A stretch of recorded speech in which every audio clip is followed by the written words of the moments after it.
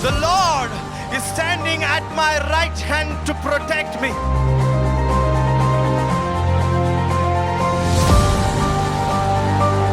I am the steward of the move of God in my prison. I am the steward of God's grace in the desert.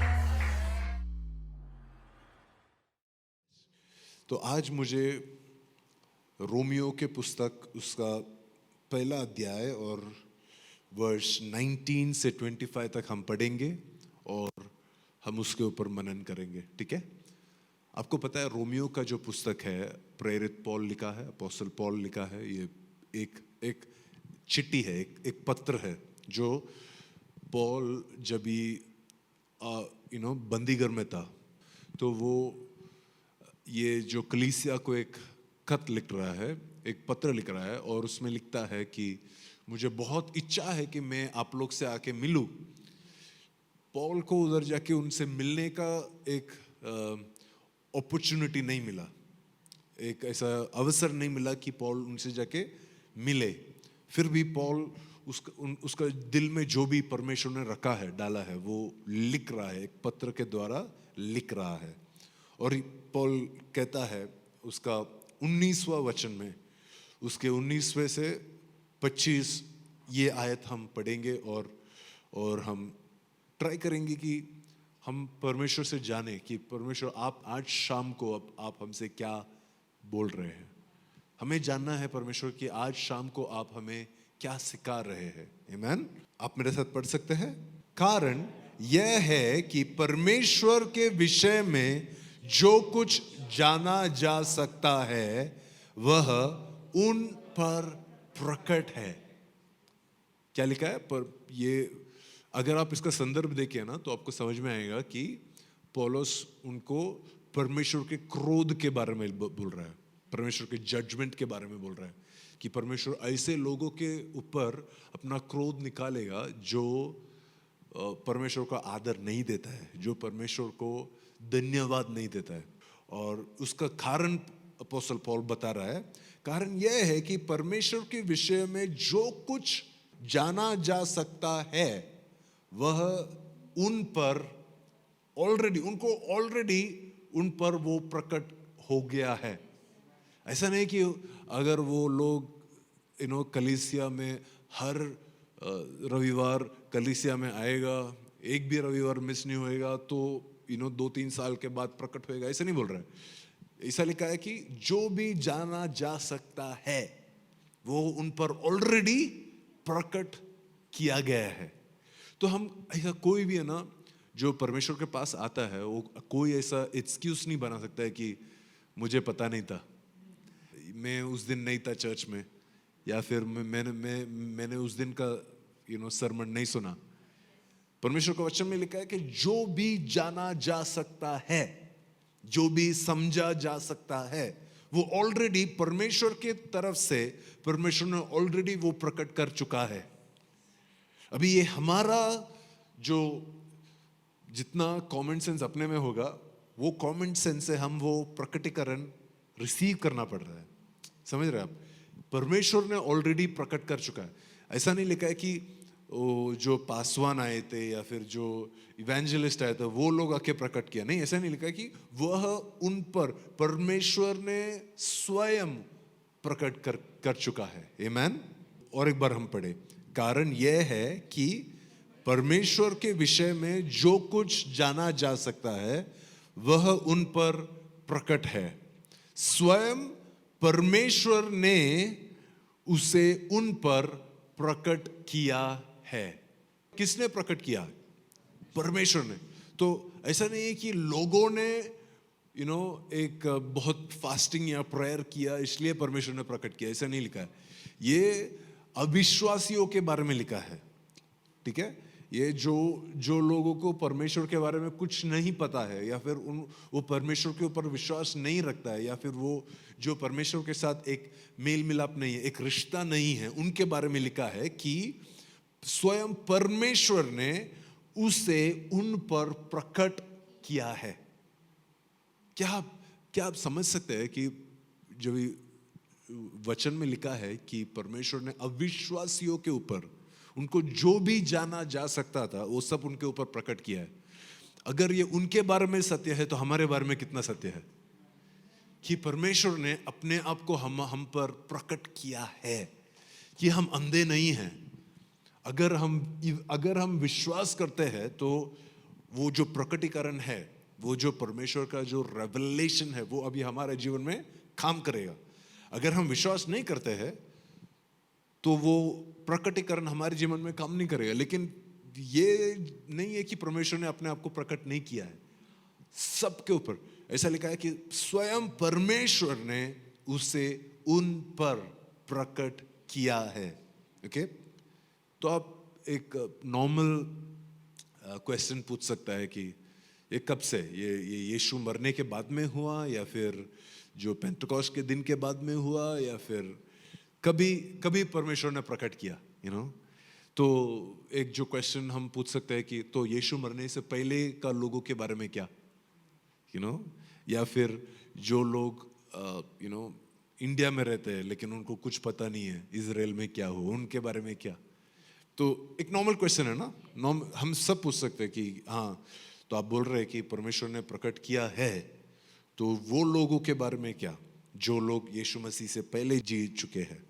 तो और भी पढ़ेंगे, अगला वचन में लिखा है कि संसार की सृष्टि के समय से ही परमेश्वर की अदृश्य स्वरूप को, अर्थात उसकी शाश्वत शक्तिमता और उसके ईश्वरत्व को बुद्धि के आंखों द्वारा उसके कार्यों में देखा जा सकता है।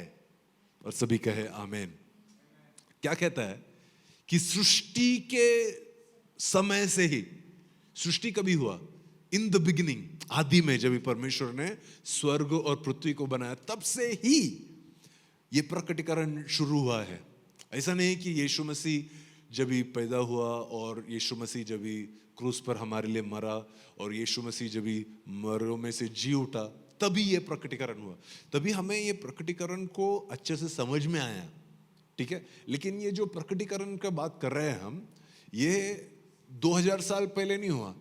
सृष्टि के समय से ही जो परमेश्वर का जो रूप है, परमेश्वर का जो अदृश्य स्वरूप है, वो परमेश्वर हर एक व्यक्ति के ऊपर प्रकटीकरण करते रहा है, हर एक व्यक्ति के ऊपर। इसलिए वचन में लिखा है कि आपको और मुझे किसके समान बनाया, किसके इमेज में बनाया गया है? हम सब परमेश्वर की इमेज में बनाया गया है।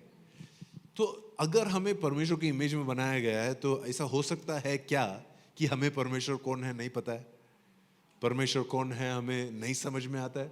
नहीं हो सकता। इसलिए बोल रहा है कि जब से सृष्टि किया है, जब से सृष्टि बनाया गया है, तब से परमेश्वर के जो अदृश्य स्वरूप है, जो दृश्य स्वरूप है, वो हमें यीशु मसीह में समझ में आया कि कुछ ऐसा चीज है कि हम देख सके। जब यीशु मसीह आए और यीशु मसीह हमारे साथ बातचीत करने लगा और उसने पिता का जो दिल है हमारे साथ हमको अच्छे से समझाया, तो यीशु मसीह के द्वारा जो अदृश्य स्वरूप है वो दृश्य हो गया कि हम देख सकते हैं। कि यूहन्ना उसका पहला पुस्तक में लिखा है कि उस यीशु मसीह को हम छुए, उस यीशु मसीह को हम सुने, उस यीशु मसीह के साथ हम चले, ठीक है। लेकिन ये दृश्य होने से पहले ही ये जो अदृश्य स्वरूप है ना, वो आदि से ही, सृष्टि के समय से ही ये स्वरूप को एक रेवलेशन जैसा, एक प्रकटीकरण जैसा हर एक व्यक्ति को मिल चुका है। आमीन। देखो, हम सब पूछ सकते हैं कि ये कैसा बात कर रहे हैं आप, ऐसा कैसा बोल रहे हैं कि इतना सारा लोग अविश्वासी है, इतने सारे लोग परमेश्वर को नहीं जानते हैं, इतना सारे लोग है कि वो परमेश्वर को नहीं मानते हैं, वो इवन ऐसा विश्वास ही नहीं करते हैं कि ऐसा ऊपर कोई परमेश्वर है, और आप बोल रहे हैं कि संसार के सृष्टि के समय से ही परमेश्वर ने ऑलरेडी अपने आप को प्रकटीकरण किया है। ऐसा कैसा, कहां पर किया है? लिखा है कि उसका अदृश्य स्वरूप को, मतलब उसकी शाश्वत शक्तिमता, मतलब इंग्लिश में लिखा है कि उसका इटर्नल पावर, ओके, जो उनका परमेश्वर का जो शक्ति है, जो ओमनीपोटेंस है, वो आदि से ही एक प्रकटीकरण हुआ है, यू नो। तो और दूसरा ये है कि और उसके ईश्वरता को, ये चीज जो है कि वो ही परमेश्वर है, कि ऐसा एक परमेश्वर है जो हमें रचा है, ये चीज को आदि से ही प्रकटीकरण दिया गया है। ओके, नाउ प्रॉब्लम यह है कि जो प्रकटीकरण दिया गया है वो हम इसलिए नहीं समझते हैं, इसलिए हम नहीं मानते हैं कि क्योंकि हम लोग हमारे आंखों को, हमारे जो देखने का जो क्षमता है, हमें सबको देखने का एक क्षमता है ना। देखो अभी मैं देख रहा हूँ कि अभी मैं गीता के उधर दो देख रहा हूँ, तो मैं अगर उस पर और ध्यान से देखूँ ना, मुझे बहुत कुछ समझ में आएगा। लेकिन अगर मैं सबके जरा देखेगा तो नहीं समझ में आएगा। लेकिन वो सेम गीता है, वो सेम आंखें है, लेकिन अगर पूरा का पूरा मेरा ध्यान अगर गीता के ऊपर रखूंगा तो मुझे समझ में आएगा, अरे शायद ये आज सुबह ब्रेकफास्ट नहीं खाया, यू नो आज दोपहर को लंच भी नहीं खाया है, शायद मुझे आज बहुत एकदम वीक लग रहा है, अगर मैं बहुत अटेंशन देगा तो मुझे समझ में आएगा कि हाँ मुझे कुछ करना है उसके लिए, मुझे उसको कुछ खाना बना के देना है। अगर मैं ध्यान नहीं देगा ना तो वही गीता है, वही आँख है, लेकिन मुझे वो समझ में नहीं आएगा। मैं ऐसा एकदम सबको देखा, इसको जैसा देखा वैसे उस दूसरे को भी देखा और चला गया। इसलिए परमेश्वर का वचन में लिखा है कि बुद्धि के आंखों से, क्या लिखा है आप मेरे साथ पढ़े, बुद्धि की आंखों द्वारा उसके कार्यों में देखा जा सकता है। बुद्धि की आंखों से, आपके जो देह की आंखों से नहीं। देखो आपको सबको आंखें है ना, है क्या नहीं? आप सब देख सकते हैं मुझे आज, श्योर। लेकिन आपके बुद्धि की आंख है, आपके अंदर एक आंख है, वो आंखों से आप देख सकते हैं कि परमेश्वर वो शक्तिमत है, वो परमेश्वर वो ही ईश्वर है। ये जो आपका जो अंदर के आंखों से अगर आप ध्यान देंगे और आप उनको खोजेंगे और आप उनके पीछे जरा देखने का जो इच्छा रखेंगे, तो आप डेफिनेटली आपको ये दिखने लगेगा कि ये ही परमेश्वर है, यही ईश्वर है। ये परमेश्वर के पास सारी दुनिया का शक्ति है, इस परमेश्वर के पास सारी दुनिया का उत्तर है। आप अगर ध्यान देंगे तो आपको समझ में आएगा। आमीन। हमारा प्रॉब्लम ये है कि हमें जस्ट ऊपर से जानना है सबको, अगर कोई अपने आप को ज्यादा हमारे साथ प्रकटीकरण करेंगे तो हमें ठीक नहीं लगता है कि अरे यार कितना बात करता है अपने बारे में, कितना। क्योंकि पता है कि अगर फॉर एग्जाम्पल मैं अभी गीता की बात कर रहा हूँ ना, तो अभी समझो कि गीता ने मुझसे मैं और ध्यान देगा तो मुझे पता है कि अरे नहीं, मुझे आज उसको डिनर बना के देना पड़ेगा। तो अगर मैं ध्यान नहीं देगा ना तो मुझे पता है, हाँ मुझे पता ही नहीं था, तो उसने मुझे बोला नहीं तो मैं क्यों डिनर बनाने का। लेकिन अगर मैं ध्यान देगा तो ऑटोमेटिकली मेरे पास एक जिम्मेदारी है कि वो उसका जो नीड है कि उसको मुझे जो भी समझ में आया ना उसके बारे में, उसके हिसाब से मैं उससे हमारा जो रिलेशनशिप है उसके हिसाब से चेंज हो जाएगा। समझ रहे हैं आप? इसलिए लोग है ना खोजना नहीं चाहते हैं, क्योंकि अगर हम खोजेंगे और पता चलेगा कि ये परमेश्वर महान है, हमें पता चलेगा ये परमेश्वर शक्तिमता है, हमें पता चलेगा ये परमेश्वर पवित्र है, तो मुझे मेरा जो जीवन शैली है ना चेंज करना पड़ेगा। फिर मैं नॉर्मली जी नहीं सकता हूँ, फिर मेरा एक जो जिम्मेदारी है मेरे ऊपर वो चेंज हो जाएगा। इसलिए हम ध्यान नहीं देना चाहते, इसलिए हम हमारा आंखें को ना जस्ट बंद करके रखते हैं कि हाँ मुझे क्या पता, मुझे क्यों पूछ रहे हो कैसा आराधना करना है, मुझे क्यों पूछ रहे हो कैसा प्रार्थना करना है, मुझे क्या पता। इसलिए नहीं पता है क्योंकि आपने ध्यान से नहीं देखा है। इसलिए नहीं कि परमेश्वर ने आपसे बातचीत नहीं किया है। इसलिए नहीं कि परमेश्वर ने आपको अपने आप को प्रकट नहीं किया है। हम में से हर एक व्यक्ति पर परमेश्वर का प्रकटीकरण है, हर एक व्यक्ति पर। इतना भी मैं बोल सकता हूँ कि जो परमेश्वर का जो पूरी की पूरी प्रकटीकरण देखना है ना, तो आपको सिर्फ अपने आप को नहीं समझना है, आपको अपने अगल बगल में जो बैठे हैं ना उनको भी समझना है, क्योंकि वो भी परमेश्वर के इमेज में बनाया गया है, वो भी परमेश्वर के रूप में बनाया गया है, राइट।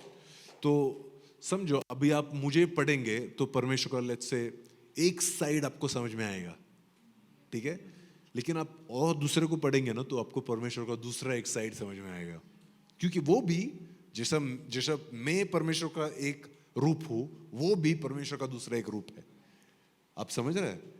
मैं आपको वचन से ही सिखा रहा हूँ, ये आप ये सुन के डरो मत कि मैं आपको सबको ये क्या बोल रहे हैं। ये परमेश्वर का वचन में लिखा है, उत्पत्ति के पुस्तक उसका पहला अध्याय उसका 26 और 27 में क्या लिखा है, परमेश्वर ने हमें उसका रूप में सृष्टि किया है। सिर्फ मर्दों को नहीं, इवन औरतों को, सबको, ऐसा लिखा है ना, male and female he created them in his image, amen. तो हमें सबको परमेश्वर के रूप में बनाया गया है। तो ये हमारा जिम्मेदारी है कि हम हमारे आंखों को खोल कर रखें। और लिखा है कि बुद्धि के आंखों द्वारा उसके कार्यों में देखा जा सकता है। तो हम लोग जो इंटेलिजेंट क्रिश्चियंस है ना, जो स्पिरिचुअली इंटेलिजेंट क्रिश्चियंस है, आत्मिक बुद्धि, इधर लिखा है कि बुद्धि के आंखों से देखना है। ये कौन सा बुद्धि है? ये आपका ये नहीं है कि आपने हाँ मैंने मैथमेटिक्स पढ़ा है तो उसके द्वारा देखा तो मेरे को समझ, नहीं, ऐसा नहीं है। आप ये नहीं बोल सकते हाँ मुझे इकोनॉमिक्स बहुत अच्छे से आता है तो वो बुद्धि से देखे तो मेरे को परमेश्वर समझ में, नहीं, ये आत्मिक बुद्धि की बात कर रहा हूं मैं, ठीक है। अगर आप आत्मिक बुद्धि से देखेंगे, आप स्टडी करेंगे, आप पढ़ेंगे कि परमेश्वर कैसा काम करता है, तो आप जब भी आप शाम को आएंगे ना ये ऐसे एक सभा में, तो आप ऐसे एकदम इग्नोरेंट बन के नहीं आएंगे, आप एकदम एक शिष्य बन के आएंगे। आप जब भी आएंगे एक शिष्य बन के आएंगे, क्योंकि आपको पढ़ना है। आपका जो मन है एकदम अलर्ट रहेगा, एकदम पूरा का पूरा टाइम खुला रहेगा। हाँ, उससे मैं क्या सीख सकता हूँ। मैं जब भी पास्टर को देख रहा हूँ उससे मैं क्या परमेश्वर का कौन सा रूप सीख सकता हूँ उनसे। जब भी यहाँ पे आराधना हो रहा है उसमें मैं परमेश्वर का कौन सा कार्य को समझ सकता हूँ आज, कैसा मुझे वो प्रकटीकरण जो परमेश्वर ने ऑलरेडी दिया है। क्योंकि परमेश्वर का वचन क्या लिखा है, जो भी जाना जा सकता था वो परमेश्वर ने ऑलरेडी प्रकट कर दिया है, ठीक है। तो परमेश्वर का काम ऑलरेडी हो गया, किसका काम बचा है? आपका और मेरा, ठीक है। क्योंकि हमें अभी समझना है, हमारा आंखों को, हमारे कानों को खोल के रखे, हमारे बुद्धि को, हमारे आत्मिक बुद्धि को खोल कर समझना है, ग्रहण करना है कि हमें ऐसा पढ़ाई करना है कि परमेश्वर मुझे आज आपके कार्यों को दिखा, आपका जो शक्तिमता है मुझे समझना है। आज मुझे एक अंधा बनकर वापस नहीं जाना है, नहीं, मैं फिजिकली देख सकता हूं, लेकिन मेरा आत्मिक आंख, मेरा बुद्धि का जो आंख है ना, वो उसमें देख कर समझ कर मुझे वापस जाना है। और आप कल जब भी ऑफिस जाएंगे या फिर अपने कॉलेज में रहेंगे या फिर अपने घर पे रहेंगे, वहां पर भी परमेश्वर का कार्य होता है। क्योंकि ये लिखा है कि संसार के सृष्टि के टाइम से, मतलब ये नहीं कि जब भी बैंगलोर रिवाइवल सेंटर या हिस्नियरनेस चर्च जब स्टार्ट हुआ तब से प्रकटीकरण हो रहा है, नहीं, संसार के सृष्टि के समय। सो आप जब भी घर पे जाएंगे ना, कलीसिया से बाहर रहेंगे, वहां पर भी आप परमेश्वर की प्रकटीकरण को समझ सकते हैं, सुन सकते हैं, देख सकते हैं, अनुभव कर सकते हैं, एक्सपीरियंस कर सकते हैं। आमेन। तो इसलिए मेरा प्रार्थना यह है कि हम लोग सब एक हरी में नहीं हो गए, लेकिन हम लोग नॉर्मली एक चीज से दूसरा चीज जाने का जो ये एक गाय होता है ना, ऐसा गाय में नहीं होंगे हम लोग सब लोग है ना, एक एम के साथ आते हैं ना चर्च में कि हमें ये टाइम तक वापस पहुंचना है। उसके बाद में ये प्रोग्राम आएगा, या फिर मुझे ये दोस्त मिलना है, और इतना टाइम है मेरे पास कि मैं जाके एक अच्छा से एक सांभर बना सकता हूँ, थोड़ा राइस बना सकता हूँ, और मेरे लिए डिनर का हमारा जो कैलकुलेशन होता है ना, उसके वजह से क्या होता है ना कि हम हर एक चीज़ों में हमारा ध्यान बहुत कम होता है। हमारा जो ध्यान है ना, वो जो बट जाता है, क्योंकि हमारा ध्यान अभी, हमारा फोकस अगले चीज के ऊपर है। जब भी हम यहाँ पर है, ऑलरेडी हमारा फोकस अगले चीज के ऊपर है, तो उसमें क्या होता है ना, मेरा जो अभी का जो जिम्मेदारी है, अभी आज का जो मेरा जिम्मेदारी, अभी का जो, अगर परमेश्वर यहाँ पे अगर आज है, तो वो जो प्रकटीकरण के तरफ मेरा जो जिम्मेदारी है, वो जिम्मेदारी मैं एकदम लाइटली ले रहा हूँ। मैं बोल रहा हाँ, ये इंपॉर्टेंट नहीं है, वो जो होने वाला है ना, वो ज्यादा इंपॉर्टेंट है। तो मैं उसको और उसको कंपेयर करके बोल रहा है, नहीं नहीं नहीं नहीं, परमेश्वर आप रुको, मुझे जाना है, आप रुको, मुझे काम है। तो इसलिए क्या होता है ना, हमारा जो ध्यान है भटकता रहता है, चलता रहता है। देखो, मैं ये हमेशा बोलता हूँ कि हमारा कलीसिया में कोई समय का कोई रेस्ट्रिक्शन नहीं है, हम पाबंदी नहीं है। हम लोग रविवार को एक दिन आता है परमेश्वर के भवन में, राइट। अगर आदि के समय में जो पहला सेंचुरी का जो लोग थे ना, वो लोग तो हर दिन मिलते थे, हर दिन घरों में मिलकर वो प्रार्थना करते थे, हर दिन घरों में मिलकर आराधना करते थे, हर दिन घरों में मिलकर अपोस्तलों के जो टीचिंग से उस पर अपने आप को मनन करते थे, हर दिन करते थे वो। आज हमें वो नहीं हो रहा। एटलीस्ट हम हफ्ते में एक बार मिलते हैं, वो एक बार हम थोड़ा आराम से बैठ के बिना गाय करे आराम से बैठ के हमारा ध्यान पूरा का पूरा जो ध्यान है, हमारा बुद्धि के आंखों को खोल कर जो परमेश्वर के कार्यों को मनन करना पड़ेगा। मनन कर सकते हैं, मनन कर करके कि हम वापस जब ही जाएंगे ना, तभी हम ये पूरा जिम्मेदारी के साथ जाएंगे। हाँ, परमेश्वर ने मुझे अपने आप को प्रकटीकरण किया है, तो अभी मेरा जिम्मेदारी ये है कि मैं आज के समय और ये हफ्ते में मैं ये करूंगा, क्योंकि परमेश्वर ने ऑलरेडी अपने आप को मेरे लिए रिवील किया है। तो मैं ऐसे, मेरा जीवन शैली ऐसा मेरा चेंज होने वाला है। आमीन। अगर हमारा जीवन शैली चेंज नहीं होता है ना, तो उसका एक ही अर्थ है, यह है कि हमारा परमेश्वर का जो प्रकटीकरण है वो हमें नहीं मिला है। परमेश्वर किया है लेकिन हमें समझ में नहीं आया है। परमेश्वर ने अपने आप को प्रकट किया है, लेकिन हमें उसको जानना है, वो हम जान नहीं चुके हैं। हमारा आँख अभी भी बंद है। और इसमें लिखा है अगला वचन, इसलिए वे अपने आचरण की सफाई देने में असमर्थ है। मतलब जो लोग हैं ना, जो बोलते हैं कि हाँ मुझे नहीं पता था, और वो जो ऐसा सफाई देते, एक्सक्यूज देते हैं, वो एक्सक्यूज लागू नहीं है, वो असफल है। वो जो सफाई दे रहा है ना, कि हम बोलते हैं कि हाँ मुझे तो बहुत बर्डन था कि मुझे संडे जॉब पे नहीं जा सकता था। मेरा तो देखो, मेरा क्या फिजिकल स्टेट देखो, मेरे को तो कुछ भी चीज़ों में आज ज़्यादा प्रार्थना करने नहीं आता है भाई। जो भी हम एक्सक्यूज देता है ना, जो भी सफाई देता है कि परमेश्वर मुझे इतना पढ़ाई करना है, या फिर मुझे इतने लोगों को खाना पीना खिलाना है, इसलिए मैं संडे को काम करता हूँ। जो भी आप एक्सक्यूज देते हैं ना, हमें कोई भी एक्सक्यूज परमेश्वर के सामने नहीं दे सकते। आपके पासवान को आप कन्विंस कर सकते हैं कि मेरा पास समय नहीं है। अपना माता पिता को आप बोल सकते हैं कि हाँ आप जाओ, मुझे आज टाइम नहीं है प्रेयर करने में। आप किसी को भी कन्विंस कर सकते हैं।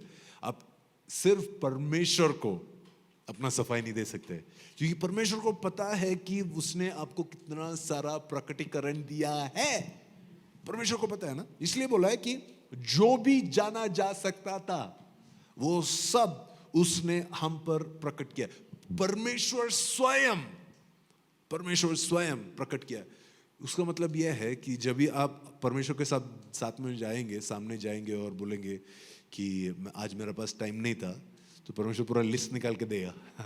सुबह मैंने ये टाइम पे तेरे से बात किया, तूने क्या किया उसके बारे में, दोपहर को मैंने अपने आप को प्रकटीकरण किया, मैंने अपने आप को तेरे लिए प्रकट किया, तूने उससे क्या किया? तेरा जीवन शैली चेंज हुआ क्या? तो आप बोल रहे हैं कि टाइम नहीं है ना, तो मैं बता रहा हूं कि तेरा जो बिजी स्केड्यूल में अपने आप को मैंने कितना बार, एक ही दिन में कितने बार मैंने अपने आप को प्रकट किया, फिर भी तू इग्नोर करते गया, फिर भी तू अगला चीज में भागते गया, फिर भी तू सफाई दे रहा है कि तेरे पास टाइम नहीं है, तेरे पास ये नहीं है, तेरे पास पैसा नहीं है, तेरे पास घर नहीं है, गाड़ी नहीं है, वो ये। हम परमेश्वर के सामने रुक कर कोई भी सफाई नहीं दे सकता है। आमीन। अगला वचन में लिखा है, क्योंकि उन्होंने परमेश्वर को जानते हुए भी परमेश्वर की रूप में समुचित आदर और धन्यवाद नहीं दिया। मतलब ये लोगों को परमेश्वर का रूप समझ में आया, ये लोगों को परमेश्वर का रूप जानने आया, लेकिन भी वो जो रूप के समुचित, रूप को जितना आदर देना चाहिए था, जितना धन्यवाद करना चाहिए था, उतना नहीं दिया। ये नहीं है कि उन लोग ने आदर और धन्यवाद नहीं दिया, सब लोग आदर और धन्यवाद देते हैं। अगर जो परमेश्वर पर विश्वास नहीं करता है ना, वो भी समझो, अगर रोड से चल रहा है और एक गाड़ी आके टोकने वाला था और जस्ट टोकने से पहले रुक गया, क्या बोलेगा? Thank God. अरे वो एक्चुअली वो एथीस्ट है, मतलब वो विश्वास ही नहीं करता है कि परमेश्वर है, फिर भी वो हाथ उठा के बोलेगा थैंक गॉड। सब लोग धन्यवाद करता है थोड़ा थोड़ा, लेकिन उसका जो रूप के समुचित, जितना उसका वर्थ है, जितना वो योग्य है, उतना हम उसे आदर और धन्यवाद नहीं देते। तो समझ रहे हैं परमेश्वर क्या बोल रहा है हमसे? परमेश्वर ये नहीं बोल रहा है कि तू जो कलीसिया में आके जो तो इतना गाना गाता है या फिर आप लोग ताली बजाते हैं, ये सब अच्छा नहीं है, ऐसा नहीं बोल रहे। परमेश्वर बोल रहा है कि तेरे को जितना प्रकटीकरण मिला है, जो रूप तूने देखा है, उसके हिसाब से आपने आराधना नहीं किया है। समझ रहे हैं? देखो, जब यीशु मसीह एक व्यक्ति के घर पे गया तो वचन में लिखा है कि वो व्यक्ति ने उसको स्वागत किया और बिठा दिया, ठीक है। उसका जो प्रकटीकरण था ना, बहुत कम था। उसको जितना समझ में आया यीशु मसीह के बारे में, बहुत कम था। फिर कुछ समय बाद एक स्त्री आया वही घर में, और इस जो स्त्री आया ना, ये स्त्री ने वो एकदम अपने आप को नम्र कर यीशु मसीह के पैर के पास जाकर उसका पैर धोने लगा, और अपने बालों को यूज करके उसके पैरों को साफ करने लगा। और जब भी ऐसा होता है, तभी ये जो जिसका घर पे यीशु मसीह मेहमान बनकर गए थे, वो व्यक्ति यीशु मसीह से बोलता है, आप इसको ऐसा क्यों ऐसा अनुमति दिया है कि आपको अगर वो टच करे? वो पापी स्त्री है, आपको पता नहीं है कि ये कितना पापी है? तभी यीशु मसीह बोलता है, देखो, तुम्हारा जो रेवलेशन है ना, और उसका जो रेवलेशन है, दो अलग रेवलेशन है। इसका रेवलेशन है कि मैंने इसके जितना पाप है वो सब पाप को क्षमा कर चुका है। तेरा जो रेवलेशन है ना, कुछ नहीं है, तुझे पता नहीं है कि तेरा पाप को मैंने क्षमा किया है करके। समझ रहे आप? तो इसलिए एक आदमी जब ये ऐसा हाथ जोड़ के वेलकम कर रहा है, दूसरा औरत यीशु मसीह के पैर को छू रहा है और वो रो रही है, वो चिल्ला रही है, वो पूरा आनंद मना रही है, क्योंकि उसका जो प्रकटीकरण है, उसको जो रेवलेशन मिला कि यीशु मसीह कौन है, वो बहुत डीप था, वो एकदम सरफेस लेवल नहीं था। समझ रहे? तो हमारा जो आराधना है, जो आदर देने का जो तरीका है, हमारा जो धन्यवाद देने का जो तरीका है, वो परमेश्वर के रूप के अनुसार नहीं होगा ना, तो भी प्रॉब्लम है। हम ऐसा नहीं बोल सकते कि हाँ, मैं सर्विस में कितना 30 मिनट्स का वर्शिप होता, 30 मिनट्स तो मैंने ताली बजाया, इससे ज्यादा क्या चाहिए परमेश्वर को? जितना ऑफरिंग डाल सकता उतना तो डाल दिया। ऐसा नहीं, हमें ये जानना है, परमेश्वर, आज मुझे तेरा रूप को और एक बार बहुत सामने से देखना है, बहुत नजदीक रीति से देखना है। और जब भी मैं वो रूप को देखूंगा, मुझे वो रूप का आदर करने का एक अनुग्रह दे परमेश्वर। वो रूप को देखकर धन्यवाद देने का एक अनुग्रह दे परमेश्वर। वो रूप को और एक बार आप पढ़िए, उन्होंने परमेश्वर को जानते हुए भी, ये परमेश्वर को जानने वाले लोगों के बारे में लिखा है। ऐसा ये जो परमेश्वर के बारे में नहीं जानते उनके बारे में नहीं लिखा। क्या लिखा है? जो परमेश्वर को जानते हुए भी उसे परमेश्वर के रूप में समुचित आदर और धन्यवाद नहीं दिया। तो मैं प्रार्थना कर रहा था, परमेश्वर आज शाम को मैं क्या बताना है तेरे लोगों से। तो ये जो वाक्य है, ये मेरा दिल को बहुत छू लिया कि परमेश्वर बोल रहा है कि मेरे रूप का समुचित एक आदर और धन्यवाद आप मेरे लिए लाए। मेरे रूप का समुचित, कि आप ऐसा एकदम हवे में तीर मत मारो, कि आपका एक रेवलेशन होना है कि मैंने तेरे लिए क्या किया है, मैंने तेरा जीवन में तेरा जीवन मैंने कैसा बदला है, मेरा तेरा जीवन में मेरा क्या महत्व है। वो सेम वैल्यू का आदर और वो सेम वैल्यू का धन्यवाद तू मुझे ला। वो एक आदर और धन्यवाद का एक हमारा जीवन शैली होना चाहिए कि हम जब सुबह उठेंगे ना, तो हम प्रार्थना करेंगे, परमेश्वर आज मुझे देखना है, आज मुझे समझना है, आज मुझे मेरा बुद्धि के आंखों से समझना है तेरा कार्य क्या है, और वो कार्य के पीछे तेरा जो ईश्वरत्व है और तेरा जो शक्तिमता है परमेश्वर, आज मुझे वो देखना है और मुझे समझना है। और जैसे मैं देखूं और जैसे मैं समझूं परमेश्वर, ऐसे होने पाए कि मैं आराधना करे परमेश्वर, ऐसे होने पाए कि परमेश्वर में आदर से भर जाए, तेरी धन्यवाद से मेरे हृदय को तू भर दे परमेश्वर। मेरी शक्ति से ये नहीं होगा, मेरा जो कैलकुलेशन से ये नहीं होगा परमेश्वर, मेरा जो विल पावर से मैं आपका सेवा कभी नहीं कर सकता हूँ परमेश्वर, लेकिन तू मुझे ऐसा अनुग्रह दे आज के समय, तू मुझे ऐसा अनुग्रह दे कि मैं हर एक दिन, हर एक समय, हर एक पल में परमेश्वर तेरा आदर करने पाए और तुझे धन्यवाद देने पाए।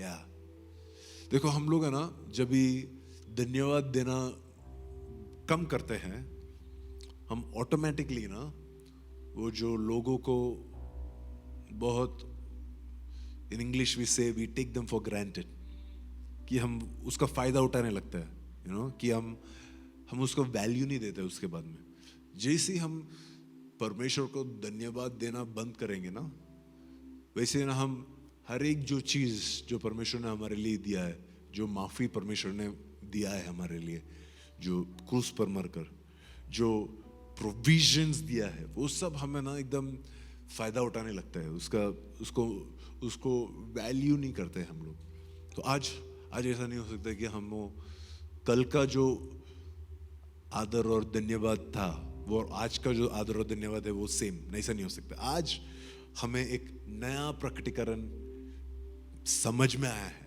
ऐसे नहीं कि परमेश्वर नया प्रकटीकरण दिया है, हमें हमारा आंखों को हमने खोला है और एक फ्रेश वे में, तो हम और एक फ्रेश वे में उसका एक नया रूप को समझ में आया है। और जैसा वो रूप के समुचित एक आदर और वो रूप के समुचित एक धन्यवाद मैं परमेश्वर के सामने लाऊंगा। क्या मैं क्विकली आखिर के कुछ पद भी पढ़ के मैं प्रार्थना करो आपके साथ? ठीक है आप लोग? कोई गाय में नहीं है आज। ये लिखा है कि उनका समस्त चिंतन व्यर्थ चला गया और उनका विवेकहीन मन अंधकारमय हो गया। क्यों? क्योंकि वो लोग परमेश्वर के रूप के समुचित आदर और धन्यवाद नहीं दिया। इसलिए क्या हुआ? उनका समस्त चिंतन, उनका जो सोचने का जो तरीका है ना, वो व्यर्थ चला गया, एकदम फ्यूटाइल हो गया, लेकिन एकदम पानी पानी हो गया। उनका जो रीजनिंग कैपेसिटी है, लॉजिकल कैपेसिटी है ना, एकदम व्यर्थ हो गया और उनका जो विवेकहीन मन अंधकारमय हो गया। उनका मन में अंधकार भर गया। मतलब अच्छे लोग थे, अच्छा दिल वाले थे, लेकिन उनका जो मन है ना उसमें पूरा अंधकार भर गया। क्यों ऐसा हुआ? इसलिए क्योंकि वो लोग परमेश्वर के रूप के समुचित आदर और धन्यवाद नहीं दे रहे थे। आमीन। और क्या हुआ उनके साथ? और लिखा है वे अपने को बुद्धिमान समझते हुए किंतु वे मूर्ख बन गए। क्या कर रहे हैं? वो अपने आप को बोल रहा है कि नहीं मैं मुझे समझ में आता है, मुझे सब आता है, मुझे पता है 2 साल में मैं ये कोर्स कंप्लीट करेगा, उसके बाद मुझे ये नौकरी मिलेगा, मुझे सब पता है। ऐसा वो सोच रहा है, लेकिन परमेश्वर बोल रहा है ये सोच रहा है कि बहुत बड़ा बुद्धिमान है, लेकिन ये दुनिया का एकदम बड़ा मूर्ख है। इंग्लिश में फूल लिखा है। सोच रहा है कि ये बहुत बड़ा वाइस आदमी है, लेकिन वो एक्चुअली बहुत बड़ा फूल निकला, एकदम मूर्ख निकला। क्योंकि उन्होंने अनश्वर परमेश्वर की महिमा के बदले नश्वर मनुष्य, पक्षियां, पशुओं तथा सर्पों की अनुकृतियों की शरण ली। शरण लेने का मतलब यह है कि वो है ना, उनका ट्रस्ट या फिर उनका जो रिलायंस है वो ये चीजों पे हो गया। 2 चीजों के बात कर रहा है, अनश्वर परमेश्वर और नश्वर मनुष्य। राइट? अनश्वर परमेश्वर, जो परमेश्वर है जो कभी नाश नहीं हो सकता है, कभी बंद नहीं हो सकता है, कभी खत्म नहीं हो सकता है, ऐसा एक परमेश्वर है। और यहां पर एक नश्वर मनुष्य है। ऐसा यहां पर एक ऐसा मनुष्य है जो आज ये बोलता है लेकिन कल और कुछ बोलेगा। आज ये बोलता है लेकिन कल उसे याद ही नहीं है कि मैंने ऐसा बोला था। ऐसा वाला जो नश्वर मनुष्य है, उसने ये परमेश्वर का जो अनश्वर महिमा को नश्वर मनुष्य के और अदली बदली किया। क्या लिखा है? कि उन्होंने अनश्वर परमेश्वर की महिमा के बदले में नश्वर मनुष्य, पक्षियां, पशुओं तथा सर्पों की अनुकृतियां में शरण ली। ये कलीसिया में ऐसा नहीं हो सकता है। हम लोग परमेश्वर की महिमा को, जो अनश्वर महिमा को, क्या आपको पता है कि जो अनश्वर महिमा है परमेश्वर का यहां पर है आज शाम को वो अनश्वर महिमा हमारे साथ में है। क्या हम विश्वास करते हैं कि परमेश्वर वो जो अनश्वर महिमा है वो हम कभी भी एटलीस्ट इस हफ्ते में परमेश्वर वो अनश्वर महिमा को हम नश्वर चीजों के साथ हम लोग नहीं बदलेंगे। नहीं। जो भी लोग हैं, जो भी अपॉर्चुनिटीज है, जो भी अवसर हमें मिलते हैं ये दुनिया में, सबके सब नश्वर है। मुझे ये अनुग्रह दे परमेश्वर कि हम वो जो अनश्वर महिमा को ये जो नश्वर चीजों के साथ हम नहीं बदलेंगे। अगला वाक्य में लिखा है कि इसलिए परमेश्वर ने उन्हें उनके मन की दुर्वासनाओं की अनुसार दुराचरण का शिकार होने दिया और वे एक दूसरे के शरीर को अपवित्र करते थे। क्यों? क्योंकि वो परमेश्वर को आदर और धन्यवाद नहीं किया। क्योंकि वो परमेश्वर को जो रूप का जो आराधना देना था वो आराधना वो नहीं दिए। इसलिए क्या हुआ? उनका मन अंधकार से भर गया। और क्या हुआ? और वो बोल रहा है कि वो जो परमेश्वर का जो महिमा के बदले अनश्वर महिमा, मतलब जो नाश नहीं हो सकता वैसा महिमा के बदले वो नाश होने वाली चीजों को ले लिया, वो एक्सचेंज किया। ठीक है? और उन लोगों ने क्या किया? वो अपने आप का जो दुर्वासना है, जो रॉन्ग डिजायर्स है, वो रॉन्ग डिजायर्स को परस्यू करने लग गए। वो उसके हिसाब से जीने लग गए, उसका शिकार हो गया, अपने दुराचरण के शिकार होने दिया। परमेश्वर ने उन्हें अपना दुराचरण के शिकार होने दिया और इसलिए बोल रहा है कि एक दूसरे के शरीर को अपवित्र किए। आमीन। इसलिए लिखा है अगला वचन में, उन्होंने परमेश्वर के सत्य के स्थान पर झूठ को अपनाया। इस कलीसिया में ऐसा नहीं हो सकता है कि हम परमेश्वर के सत्य के सामने हम झूठ को अपनाएं। आपको अभी क्या मिल रहा है पता है? आज शाम को मैं आपको सत्य बोल रहा हूं। मैं आपको परमेश्वर का जो इच्छा है, उस परमेश्वर के जो तौर तरीके हैं, परमेश्वर का जो गतिविधियां है, परमेश्वर का जो पैटर्न्स है, बिहेवियर्स है, वो मैं आपको समझा रहा हूं। क्यों समझा रहा हूं? इसलिए कि आप लोग वो जो झूठ, जो सरपेंट जब ईडन गार्डन में आया ना, तो क्या बोला? आके झूठ बोला। तो अब मैं आपको ये सब सिखा रहा हूं कि आप जो परमेश्वर का जो सत्य है वो झूठ के साथ अदली बदली नहीं करे, क्योंकि वो सत्य के जगह में झूठ को नहीं स्वीकार करेंगे। क्योंकि आप सत्य के स्थान में आप झूठ को आप एम्ब्रेस नहीं करें। आमीन। ये लोग जो आदर नहीं किया, ये लोग जो धन्यवाद नहीं किया, उन लोगों का प्रॉब्लम क्या था? कि वो अल्टीमेटली वो लोग परमेश्वर के सत्य के स्थान पर झूठ को अपना लिया, झूठ को अपना लिया। तो आज शाम को प्रार्थना करता हूं मैं कि यहाँ पे जो भी सुन रहे हैं, या फिर ऑनलाइन जो भी सुन रहे हैं, या फिर जो ऑडियो में जो सुन रहे हैं, कि आप लोग जो भी झूठ को अपना लिए हैं, वो झूठ को परमेश्वर आज ही एक्सपोज करेगा, बाहर लेके आएगा, और वो झूठ के स्थान में परमेश्वर का जो सत्य है वो सत्य को एस्टैब्लिश करेगा। वो सत्य आपके जीवन में ग्रहण करेंगे। वो सत्य आपके जीवन में आज आपको एक परिवर्तन करेंगे, आपको एक नया व्यक्ति बनाएगा। क्योंकि यीशु मसीह ने कहा कि जब आप सत्य को जानेंगे, वो सत्य आपको मुक्त करेंगे, आपको फ्री करेंगे, आपको आजादी देगा। वो सच्चाई है जो आपको आजादी देता है। आमीन। और लिखा है उन्होंने सत्य के स्थान पर झूठ को अपनाया और सृष्ट वस्तुओं की उपासना और आराधना की। मतलब जो चीजों को बनाया गया है ना, जो सृष्ट किया गया है, के जो भी मनुष्य हो, पशु हो, पक्षी हो, सब चीज जो हम देखते हैं वो सब सृष्ट है, वो सृष्टिकर्ता नहीं है। तो हम लोग ना जो अनश्वर परमेश्वर का महिमा छोड़कर, जो परमेश्वर का सत्य को छोड़कर अभी सृष्टित चीजों को आराधना, उसका उपासना करने स्टार्ट किया है। तो इसलिए परमेश्वर बोल रहा है नहीं, ऐसा नहीं हो सकता है। आप किसका आराधना करना चाहिए? किंतु उस सृष्टिकर्ता की जो युगों युगों तक धन्य है। तो ये लोग क्या कर रहा है? ये जो सृष्टिकर्ता है जो युगों युगों तक धन्य है, उसके बदले में जो सृष्ट वस्तुओं है, वो वस्तुओं का उपासना करने लगे। क्यों?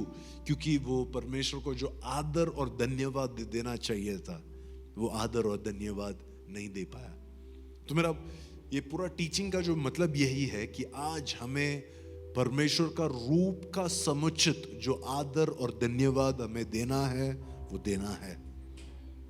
हम कितना भी बिजी हो, कोई भी चैलेंज से जा रहा हो, कितना भी डिस्करेज्ड हो, कितना भी प्रॉब्लम्स से जा रहे हैं, हम वो कोई चीजों को परमेश्वर के सामने आके सफाई नहीं दे सकते कि इसके वजह से मैंने ऐसा किया, इसके वजह से मैंने ऐसा बोला, इसके वजह से मैं इधर गया, इसके वजह से मैंने ऐसा किया, नहीं बोल सकते। कोई सफाई नहीं दे सकते। हम ये बोल रहे हैं परमेश्वर कि हर एक व्यक्ति आज शाम को हम लोग सब, आप मेरे साथ प्रार्थना कर सकते हैं तो आप कीजिए। परमेश्वर आज शाम को हम प्रार्थना कर रहे हैं कि तू हमें आदर और धन्यवाद सिखा। परमेश्वर मुझे सिखा कि तुझे कैसे हम आदर दे सकते हैं, कैसे हम तेरा अनश्वर महिमा को पा सकते हैं। अनश्वर महिमा, नाश नहीं होने वाला महिमा, खत्म नहीं होने वाला महिमा, जो युगान युग रहता है, ऐसा तू धन्य है परमेश्वर। ऐसा ऐसा जो सत्य है तेरे में, वो जो रूप तूने हमें दिखाया है परमेश्वर, वो महिमा को हम देखकर दिन प्रतिदिन परमेश्वर हम तुझे आदर दे और तुझे धन्यवाद दे।